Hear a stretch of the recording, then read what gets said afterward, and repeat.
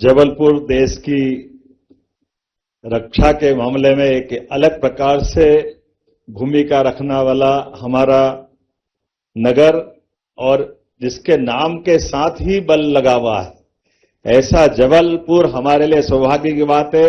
मैं मध्य प्रदेश सरकार की ओर से हमारे सबके आदरणीय और यशस्वी रक्षा मंत्री का जोरदार करतल ध्वनि से अभिनंदन करें हमारे माननीय रक्षा मंत्री जी का, जिनके रक्षा मंत्री के कार्यकाल में देश के दुश्मनों के अंदर डर के मारे कंपायमान हो जाता। जोरदार अभिनंदन करें माननीय रक्षा मंत्री जी के। गौरवशाली हमारे वर्तमान के इस दौर के अद्वितीय पराक्रम की धनी सेना और जिस प्रकार का समय चल रहा, यशस्वी प्रधानमंत्री श्रीमान नरेंद्र मोदी जी के नेतृत्व में सभी प्रकार से जैसा बदलाव आ रहा है। अभी मैं थोड़ी सी बात इसमें बाद में करूंगा। मंच पर विराजमान माननीय मंत्री श्रीमान राकेश सिंह जी, पीडब्ल्यूडी मंत्री, जिनके नेतृत्व में पीडब्ल्यूडी विभाग अलग अलग प्रकार से नए नवाचार भी कर रहा और कार्यक्रमों के साथ विभाग की गुणवत्ता के साथ अपने उच्च लक्ष्य की प्राप्ति भी कर रहा है।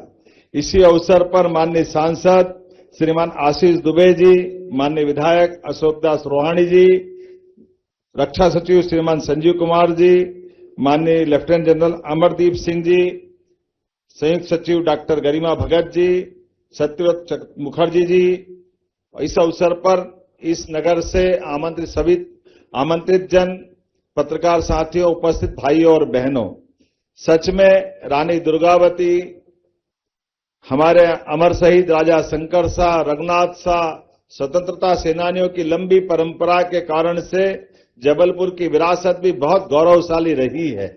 हम सब जानते हैं वो रानी दुर्गावती का वो युद्ध और युद्ध में लगातार जीतने का क्रम अगर कहीं खंडित हुआ है तो नवीन टेक्नोलॉजी के कारण से उस दौर के समय जब तोप पहली बार हमारी सेना के सामने भारतीय राजाओं ने देखी थी, विरोधी सामने नए हथियार लेकर के आए और दुर्भाग्य से हमारी वीरांगना ने अपना बलिदान दिया। लेकिन आज के दौर में यशस्वी प्रधानमंत्री श्रीमान नरेंद्र मोदी जी के नेतृत्व में माननीय रक्षा मंत्री जी का जो हमारा अपना उनका व्यवहार तो अत्यंत सरल है, लेकिन संकल्प उतना ही कठोर और वज्र के समान है जो देश के दुश्मनों को उनके घर में घुस के मारने का रिकॉर्ड आपके माध्यम से बनता है। मुझे इस बात की प्रसन्नता है जब हम अपने रक्षा मंत्री जी की तरफ देखते हैं और जब वो हमारे यहाँ आते हैं तो हमारा उन पे भरोसा भी है और हमारे भरोसे के साथ उनका ट्रस्ट के साथ टारगेट देने का भी मौका मिलता है। जब बीते समय आप आए तो बीईएमएल के माध्यम से भोपाल में बड़ी सौगात दे के गए। जोरदार अभिनंदन करें हमारे अपने राज्य के प्रति जो उनका अनुग्रह है। हमारे यहाँ राज्य के अंदर रेलवे के विभिन्न प्रकार के कोच बनाने के लिए भी भोपाल में आपके माध्यम से पिछले वर्ष ही माननीय संजीव जी भी यहाँ रक्षा सचिव आपके और आपके माध्यम से जो हमको बड़ी सौगात मिली है कि वंदे भारत से लेकर कई प्रकार के कोच हमारे यहाँ अपने राज्य की धरती पे बन रहे हैं। और आज यहाँ इस स्थान पर एक बड़ा निर्णय हो रहा है और बड़ा निर्णय वास्तव में हमारे लिए कल रक्षाबंधन है, लेकिन सच में आज ये रक्षा का संकल्प बॉर्डर के लिए नए प्रयोग के साथ हो रहा है। जोरदार अभिनंदन करें टी सीरीज के लिए। भारतीय सेना का डिफेंस सिस्टम अपने रक्षा के नए संकल्प के बलबूते पर एक नए दौर के अंदर प्रवेश कर रहा है। जब T-20 हो, T-90 हो, इनके टैंकों के लिए आज जब यहाँ नए अपने प्रकार के आर्म्ड व्हीकल निगम के माध्यम से ये टी सीरीज के टैंकों का एक तरह से नवीनीकरण भी होगा। और ये हमारा पुराने समय से गन फैक्ट्री और वैसे तो जबलपुर के अंदर की फैक्ट्रियों ने अपनी पहचान बनाई है। बड़े पैमाने पर हमारी माइंस के प्रोटेक्टिव के लिए भी यहां से वाहन निकलते रहे। चार इंडस्ट्रियां थी, लेकिन आज के समय में पुनः हमारे इंडस्ट्रियों का नवीन जीवन देते हुए नए प्रकार से जो संकल्प के बलबूते पे चल रहे हैं कि आज की समय की आने वाले समय की चुनौतियों के लिए ये जो नया संकल्प की शुरुआत हुई है, सच में मैं मध्य प्रदेश धरती से 550 करोड़ के नए प्रोजेक्ट के लिए जोरदार अभिनंदन करें। माननीय रक्षा मंत्री जी के माध्यम से हमारे राज्य के अंदर निवेश को लेकर के माननीय रक्षा मंत्री जी हम लगातार प्रयास कर रहे हैं। राज्य के युवाओं को रोजगार की दृष्टि से, राज्य की आर्थिक समृद्धि के लिए, भविष्य के बढ़ते भारत के कदम के साथ मध्य प्रदेश भी कदम से कदम मिला के चले, इस दिशा में हम जब काम देखते हैं तो बीते दिन हमने मालनपुर में कल ही एक गोदरेज फैक्ट्री का बड़ा लगभग 400 करोड़ से ज्यादा का नए प्रोजेक्ट का कल वहां लोकार्पण किया है और आज आपके माध्यम से 5.25 की फिर सौगात मिल रही है। यह हमारे राज्य के लिए अंदर भी निवेश की नई गंगा बह रही है और साथ ही साथ खास करके वर्तमान के समय में मैं जब ये देखता हूं कि आप भारत सरकार के माध्यम से कितने प्रकार के काम हो रहे हैं, यूसीसी ये कहां हम कभी कल्पना नहीं कर सकते थे, लेकिन मध्य प्रदेश उन बड़े राज्यों में से है जिसने यूसीसी अपने राज्य के अंदर लागू करके क्या हिंदू, क्या मुस्लिम, क्या ईसाई, क्या पारसी, सारे धर्मों के लिए एक देश, एक विधान, एक निशान, एक प्रधान, ये हमारी आजादी के साथ संवैधानिक अंदर की अंतर्मन की आत्मा थी, उसको हमने आकार साकार देने का प्रयास किया है।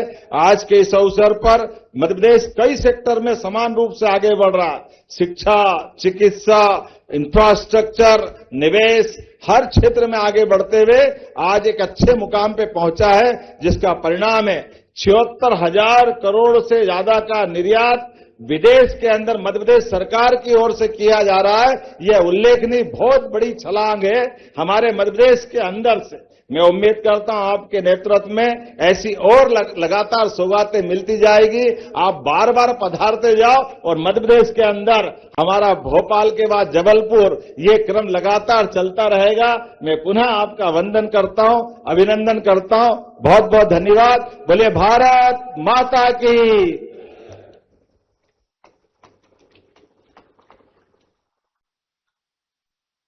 बहुत बहुत धन्यवाद, आभार माननीय मुख्यमंत्री मध्य प्रदेश, आपके बहुमूल्य शब्दों के लिए। देवियों और सज्जनों, पिछले एक दशक के दौरान भारत के रक्षा क्षेत्र में उल्लेखनीय प्रगति हुई है। खासकर भारत सरकार के आत्मनिर्भर भारत अभियान और मेक इन इंडिया अभियान के तहत अब भारत के रक्षा उत्पाद भारत में ही बन रहे हैं और न केवल भारत में बन रहे हैं बल्कि जरूरतमंद देशों को उनका निर्यात भी किया जा रहा है। भारत का जो रक्षा उत्पादन है और रक्षा निर्यात रिकॉर्ड स्तर पर है।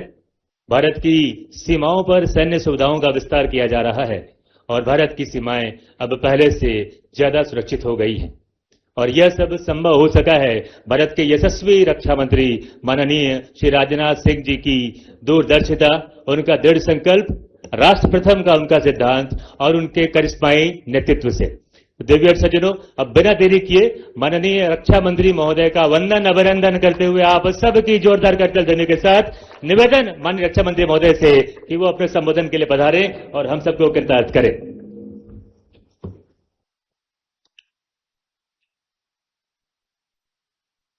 मेरे बहनों भाइयों, जब यहां के सीएमडी श्री सत्यव्रत जी मुखर्जी भाषण कर रहे थे तो मैंने पूछा संजीव कुमार जी से कि मुझे लगता है कि वेस्ट बंगाल के रहने वाले हैं। इन्होंने कहा हाँ, वेस्ट बंगाल के ही रहने वाले हैं।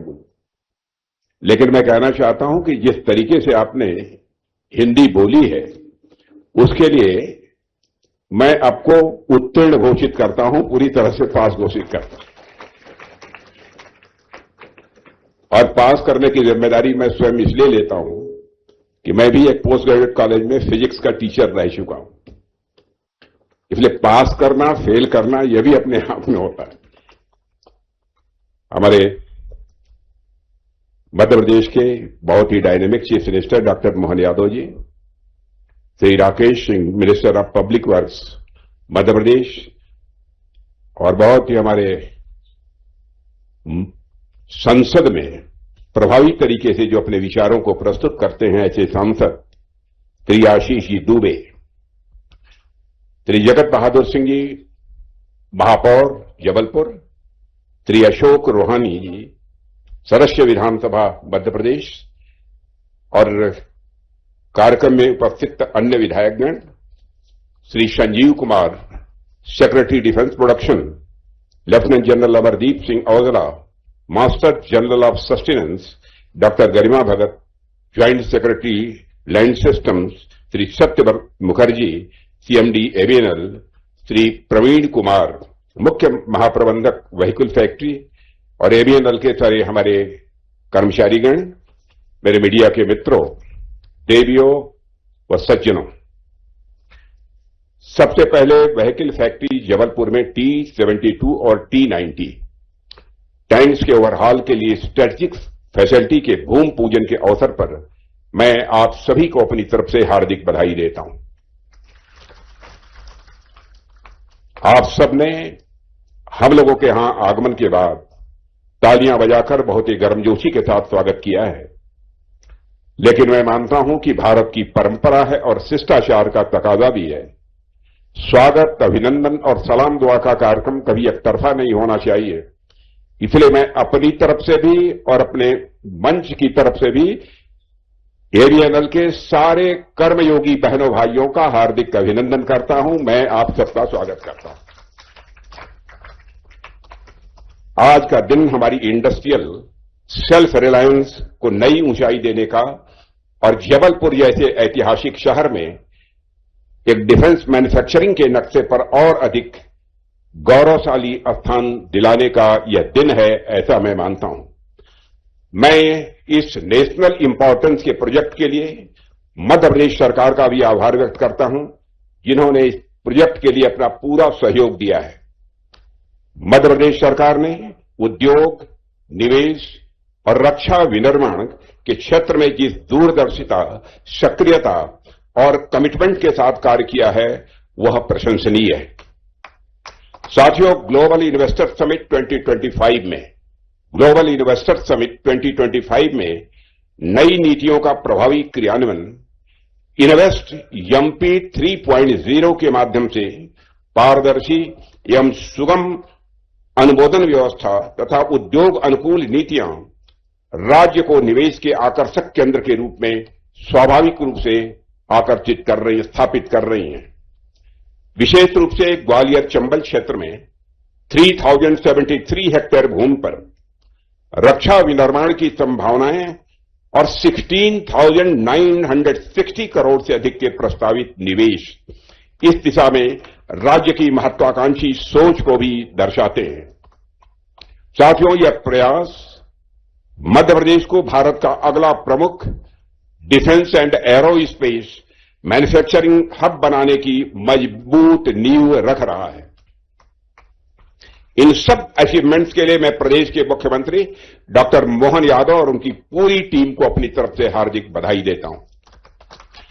साथियों, आज जिस फैसिलिटी का हम यहां भूमि पूजन आज किया है, यह प्रोजेक्ट कोई सामान्य प्रोजेक्ट नहीं है। यह अपने आप में भारत की बढ़ती हुई टेक्नोलॉजिकल कॉन्शसनेस, हमारी इंडस्ट्रियल कैपेबिलिटी और डिफेंस सेक्टर में हमारे बढ़ते कॉन्फिडेंस की एक यह नई मिसाल है। यह प्रोजेक्ट हमारे उन सैनिकों के लिए एक वरदान सिद्ध होगी जो इन टैंक्स के सहारे दुश्मनों को नेस्त नाबूद कर देते हैं। और सबसे बड़ी बात यह है कि यह प्रोजेक्ट जबलपुर और आसपास के क्षेत्रों के स्थानीय लोग, हमारे किसान, हमारे मजदूर, हमारे नौजवान, हमारे छोटे उद्यमी के जीवन में भी समृद्धि और रोजगार के नए दरवाजे भी खोलने वाला है। साथियों, आजकल की दुनिया में क्या चल रहा है, दुनिया किस तरह की स्थिति से गुजर रही है, मैं समझता हूं यह चीजें किसी से छिपी नहीं है।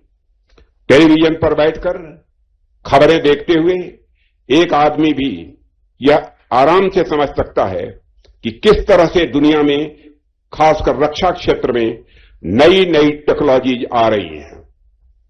ड्रोन्स और मिसाइल्स की बातें अब बहुत सी विशिष्ट जगहों से बाहर निकलकर आम जनता के बीच भी पहुंच चुकी हैं।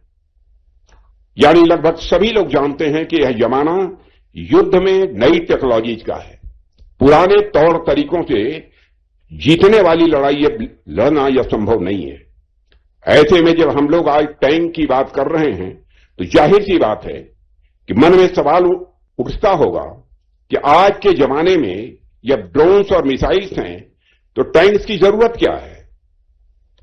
कुछ एक्सपर्ट तो यह भी मानते हैं कि टैंक्स अब पुराने पड़ गए हैं, अब उनका जमाना तो समाप्त हो गया है, लेकिन मेरा विचार इससे थोड़ा अलग है। आज के समय में मैं मानता हूं साथियों, वॉरफेयर का कैरेक्टर जरूर बदला है। ड्रोन्स हैं, प्रिसीजन गाइडेड वेपन्स हैं, मिसाइल्स हैं, सैटेलाइट्स हैं, आर्टिफिशियल इंटेलिजेंस है, साइबर वॉरफेयर है। लेकिन इसका अर्थ यह नहीं है कि टैंक्स की प्रासंगिकता समाप्त हो गई है। आज भी टैंक्स की प्रासंगिकता बनी हुई है, यह मैं विश्वास के साथ कहता हूं। फील्ड पर जाकर जो कुछ भी मैंने देखा है और अपने जवानों से बातचीत करने के बाद मैं जिस नतीजे पर पहुंचा हूं, आधुनिक वॉरफेयर में किसी एक प्लेटफॉर्म की नहीं है, बल्कि कंबाइंड कैपेबिलिटी की आवश्यकता होती है। Tank, infantry, artillery, drones, air power, surveillance और प्रिसीजन वेपन्स, ये सारे के सारे मिलकर एक इंटीग्रेटेड कम्बैट सिस्टम बनाते हैं। और इस प्रकार एक प्रैक्टिकल उदाहरण हमारी सेना द्वारा इंटीग्रेटेड बैटल ग्रुप के रूप में प्रस्तुत भी किया गया है। सबकी अपनी स्ट्रेंथ होती है, इस सच्चाई को कोई नकार नहीं सकता। जैसे टैंक की सबसे बड़ी स्ट्रेंथ होती है उसकी मोबिलिटी, प्रोटेक्शन और फायर पावर का कॉम्बिनेशन। वह कठिन टेरेन में भी सैनिकों को प्रोटेक्टेड मोबिलिटी देता है। साथ ही टैंक्स ग्राउंड ऑपरेशंस में डिसाइसिव रोल भी निभा सकते हैं और निभाते हैं। इसलिए आज की आवश्यकता टैंक को समाप्त करने की नहीं है, बल्कि उसे मॉडर्नाइज करने की है। उसे बेहतर सेंसर्स और मॉडर्न बैटलफील्ड रिक्वायरमेंट्स के अनुरूप उसकी क्षमता, उसकी कैपेबिलिटी से इक्विप करने की जरूरत है। यह किसी एक वेपन सिस्टम बनाम दूसरे वेपन सिस्टम की लड़ाई नहीं है, यह पूरे कम्बैट सिस्टम की लड़ाई है। इस पूरे सिस्टम में टैंक का रोल मैं मानता हूं आज भी महत्वपूर्ण है, इस सच्चाई को कोई नकार नहीं सकता। यानी टैंक का रोल समाप्त नहीं हुआ है, टैंक का रोल इवॉल्व हो रहा है, विकसित हो रहा है। यानी टेक्नोलॉजी बदल रही है, युद्ध का कैरेक्टर बदल रहा है, लेकिन जमीनी लड़ाई, ग्राउंड कम्बैट जिसे बोलते हैं, ग्राउंड कम्बैट में टैंक्स की आवश्यकता आज भी समाप्त नहीं हुई है। और यही बात हमारी डिफेंस पॉलिसी को भी गाइड कर रही है। और हमारी अप्रोच किसी एक प्लेटफॉर्म को दूसरे प्लेटफॉर्म का सब्स्टिट्यूट मानना नहीं है। हमें ड्रोन भी चाहिए, हमें मिसाइल भी चाहिए, हमें आर्टिलरी भी चाहिए, हमें इलेक्ट्रॉनिक वॉरफेयर भी चाहिए, हमें एनर्जी वेपन्स भी चाहिए, और हमें मॉडर्नाइज्ड टैंक्स भी चाहिए। और हमें यह तय नहीं करना है कि टैंक चाहिए या ड्रोन, हमें यह सुनिश्चित करना है कि हमारे सैनिकों के पास टैंक भी हों, हमारे सैनिकों के पास ड्रोन भी हों, और दोनों के बीच बेहतर कोऑर्डिनेशन हो, यानी दोनों के बीच बेहतर समन्वय हो। मुझे विश्वास है कि जबलपुर की यह फैसिलिटी आने वाले समय में इसी विजन को आगे बढ़ाएगी। साथियों, जबलपुर की पहचान पहले से ही एक डिफेंस मैन्युफैक्चरिंग और मिलिट्री इंस्टीट्यूशन के कारण रही है, लेकिन आज हम उस आइडेंटिटी यानी उस पहचान को एक नए लेवल पर ले जाने की दिशा में अपने कदम आगे बढ़ा रहे हैं। हमारा प्रयास है कि Jabalpur defence technology, maintenance, modernisation और मैन्युफैक्चरिंग का एक प्रमुख हब बनकर खड़ा हो जाए, यह हमारी कोशिश है। साथियों, मुझे विशेष रूप से यह प्रसन्नता है कि 472 करोड़ रुपए की लागत से बनने वाले इस प्रोजेक्ट में हमारे माननीय प्रधानमंत्री, हमारे स्थानीय टैलेंट्स यानी हमारी स्थानीय प्रतिभाएं और टेक्निकल वर्कफोर्स को भी अवसर मिलेगा। हमारे नौजवानों में स्किल की कमी नहीं है, यह केवल मैं नहीं कह रहा हूं, दुनिया के दूसरे देशों के लोग भी सच्चाई को स्वीकार करते हैं कि भारत में के नौजवानों के अंदर टेक्निकल जो स्किल चाहिए उसकी कोई कमी नहीं है, बल्कि दुनिया के दूसरे देशों में जाकर अपनी स्किल से वो वहां पर करिश्मा कर रहे हैं। हमारे नौजवानों में कोई कमी नहीं है स्किल की, आवश्यकता है उन्हें अपॉर्चुनिटी, टेक्नोलॉजी और सही इकोसिस्टम देने की। जब ये तीनों चीजें हमारे नौजवानों को मिलेंगी तो वही नौजवान नेशन बिल्डिंग के सबसे इंपॉर्टेंट फैक्टर बनेंगे। आज दुनिया भारत को देखने का नजरिया दुनिया का बदल गया है और आज इसके पीछे आत्मनिर्भर भारत के लिए हमारे प्रयास जिम्मेदार हैं। भारत का रक्षा क्षेत्र अब आत्मनिर्भरता की ओर तेजी से अपने कदम आगे बढ़ा चुका है। यदि मैं आंकड़ों की बात करूं तो मुझे यह कहते हुए बेहद खुशी होती है कि भारत का रक्षा क्षेत्र अब पूर्ण रूप से आत्मनिर्भर होने की दिशा में अपने कदम आगे बढ़ा चुका है और हम आत्मनिर्भर बनकर रहेंगे। पिछले 10 वर्षों में आप सबने, हम सबने मिलकर जो परिश्रम किया है उसका परिणाम आज हमको देखने को मिल रहा है। 2014 में हमारा domestic defence production approximately 46,000 crore था, केवल 40,000 करोड़ था। यानी हम लोग हमेशा सिर्फ 46,000 का हथियार, अन्य साजो सामान बनाकर बहुत ही संतुष्ट हो जाते थे कि हमने करिश्मा कर दिया। लेकिन आज आपको जानकर खुशी होगी, आज वही डिफेंस प्रोडक्शन जो कभी केवल 46,000 करोड़ का होता था, वह अप्रॉक्सीमेटली 1,80,000 करोड़ रुपए तक पहुंच गया है। इसके अलावा 2014 के समय भारत का जो डिफेंस एक्सपोर्ट था वह अप्रॉक्सीमेटली 1,000 करोड़ हुआ करता था और हम इससे ज्यादा दुनिया के दूसरे देशों को एक्सपोर्ट नहीं कर पाते, मैक्सिमम 1,000 करोड़। लेकिन बहनों भाइयों, आपको जानकर खुशी होगी कि इस समय हमारा एक्सपोर्ट बढ़कर अप्रॉक्सीमेटली 39,000 करोड़ रुपए तक पहुंच गया और मैंने टारगेट किया है कि 28-29 समाप्त होते होते यह 50,000 करोड़ को भी क्रॉस करना चाहिए और मैं विश्वास दिलाता हूं इस 50,000 करोड़ को हम क्रॉस करेंगे। आपके सेक्रेटरी डिफेंस प्रोडक्शन ने भी मुझे आश्वस्त किया है। दुनिया भारत को एक मैन्युफैक्चरिंग पावर, टेक्नोलॉजी पार्टनर और ट्रस्टेड डिफेंस पार्टनर के रूप में देख रही है साथियों। और इस बदलते भारत में जबलपुर की भूमिका कम महत्वपूर्ण नहीं है। यहां की फैक्ट्रीज, यहां के इंजीनियर्स और यहां के टेक्नीशियंस, यहां के हमारे स्किल्ड वर्कर्स और यहां के नौजवान इस परिवर्तन के बहुत ही महत्वपूर्ण एक भागीदार है। साथियों, इस प्रोजेक्ट का बैकग्राउंड भी अपने आप में मैं कहना चाहता हूं यूनिक है, अपने आप में यूनिक है, विशेष है। जैसा कि आप सब जानते हैं कि हमारी इंडियन आर्मी दुनिया की सबसे पावरफुल फोर्सेज में से एक है। ऐसे में हमारी जरूरतें भी बहुत ज्यादा होती हैं और ग्राउंड वारफेयर यानी जमीनी लड़ाई इसे कहते हैं। इस ग्राउंड वारफेयर में T-72 और T-90 वेरिएंट के टैंक्स हमारे लिए बहुत ही आवश्यक हैं। आवश्यक ही नहीं बल्कि बहुत ही आवश्यक है। और ये टैंक्स हमारी सीमाओं पर आयरन वाल बनकर खड़े हैं मेरे साथियों। यही हमारे टैंक्स सीमाओं पर आयरन वाल बनकर खड़े हैं। और पिछले 40 वर्षों में हैवी व्हीकल फैक्ट्री यानी यशवीएफ ने इंडियन आर्मी को लगभग 4,400 टैंक्स की सप्लाई की है। मैं एरियल को अपनी तरफ से बधाई देता हूं।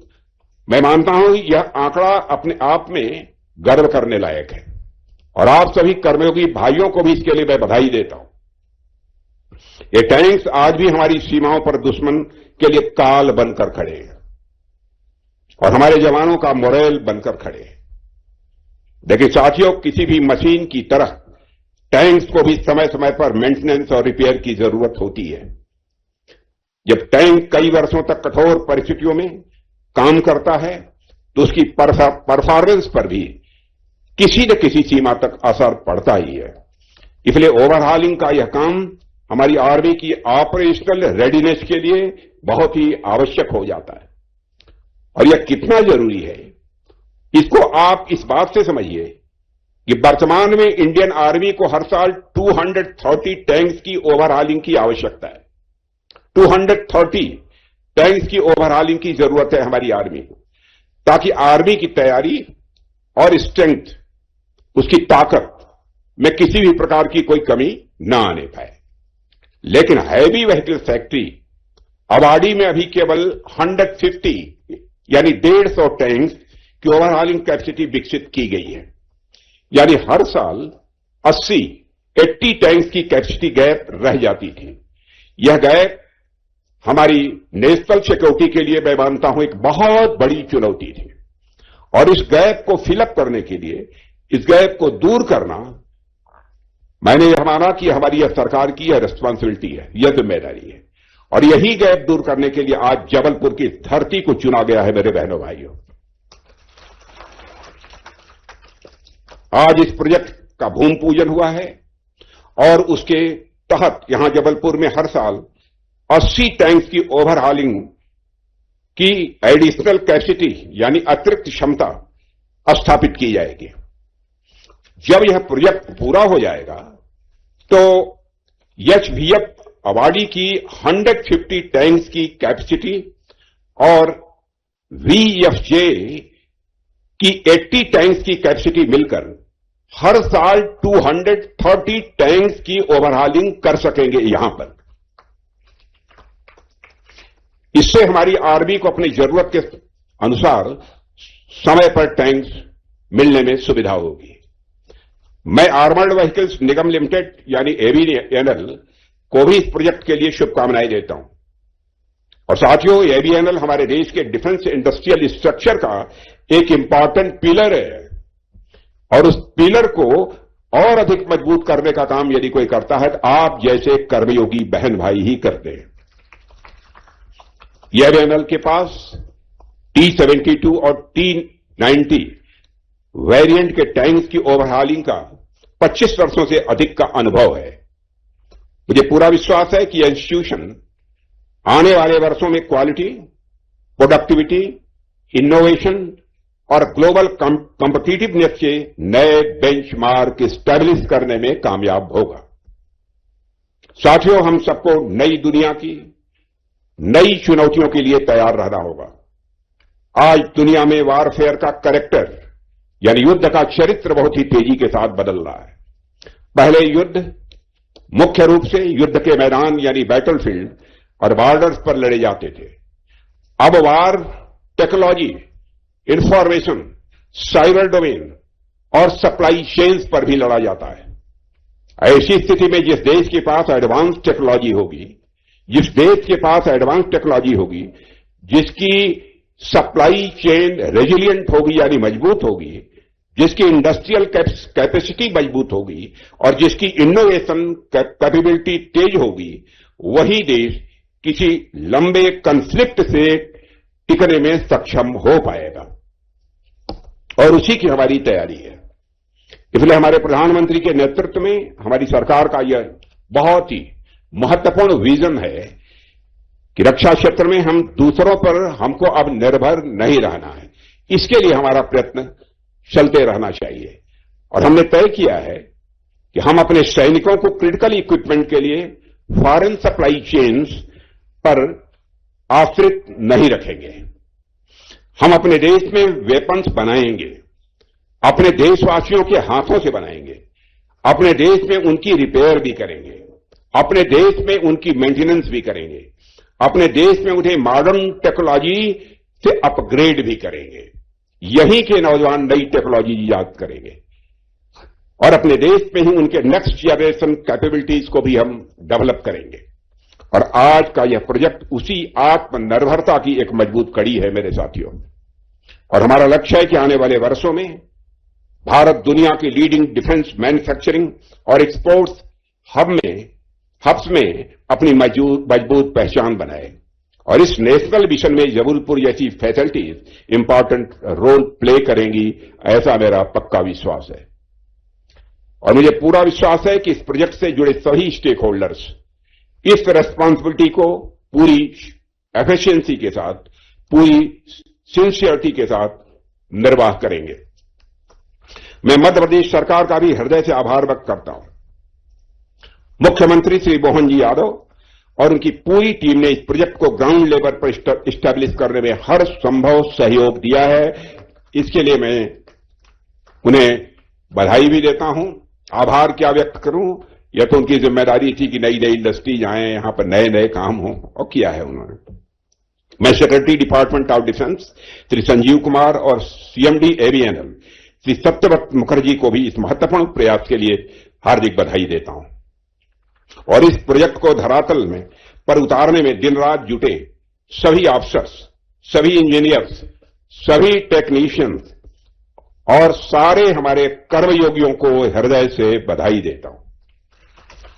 आपके परिश्रम, आपके कमिटमेंट और आपके डेडिकेशन से ही मैं समझता हूं यह स्वप्न साकार हो रहा है। साथियों, मुझे पूरा विश्वास है कि व्हीकल फैक्ट्री जबलपुर का यह प्रोजेक्ट न केवल निर्धारित समय पर पूरा होगा, बल्कि क्वालिटी, एफिशिएंसी और एक्सेलेंस के नए बेंचमार्क्स भी स्थापित करेगा। इन्हीं शुभकामनाओं के साथ मैं इस महत्वपूर्ण प्रोजेक्ट के सक्सेसफुल टाइम बाउंड इंप्लीमेंटेशन की कामना करते हुए और पुनः इस नए प्रोजेक्ट के लिए आप सभी को बधाई देते हुए अपना निवेदन समाप्त करता हूं। बोलिए भारत माता की। एक बार सभी लोग हाथ उठाकर बोलो बिल्कुल जमकर, भारत माता की। यह बात है यार, चित्र लो, मिलेगा। हाँ,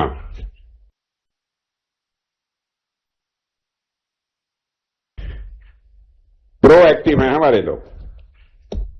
बोलो भारत माता की, भारत माता की। गुड। बहुत बहुत धन्यवाद, आभार माननीय रक्षा मंत्री महोदय, आपके बहुमूल्य शब्दों के लिए, आपके मार्गदर्शन के लिए, आपके आशीर्वचन के लिए। देवर सज्जनों, अब हम इस कार्यक्रम में समापन की ओर है। मैं निवेदन करूंगा व्हीकल फैक्ट्री जबलपुर के मुख्य महाप्रबंधक श्री प्रवीण कुमार जी से कि आप धन्यवाद ज्ञापन के लिए पधारें।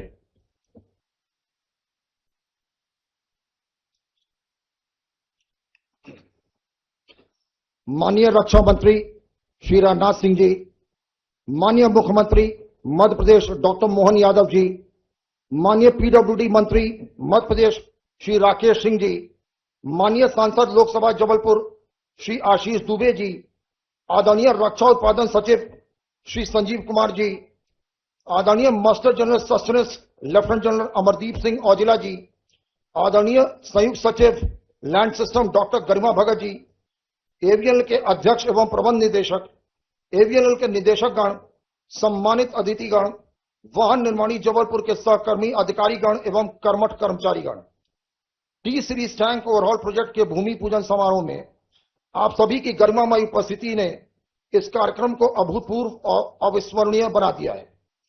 मंच पर विराजमान सभी आदरणीय महानुभावों का मैं हृदय की गहराइयों से सहर्ष आभार व्यक्त करता हूं। आपके ओजस्वी नेतृत्व और गरिमामय उपस्थिति ने वाहन निर्माणी जबलपुर की विकास यात्रा और टैंक ओवरहॉल प्रोजेक्ट को एक नई दिशा, नई ऊर्जा और नई गति प्रदान की है। इस बृहद समारोह में पधारे सभी सम्मानित अतिथियों, सेना के अधिकारियों और विशाल जनसमूह का भी मैं कोटि कोटि धन्यवाद करता हूं। आपकी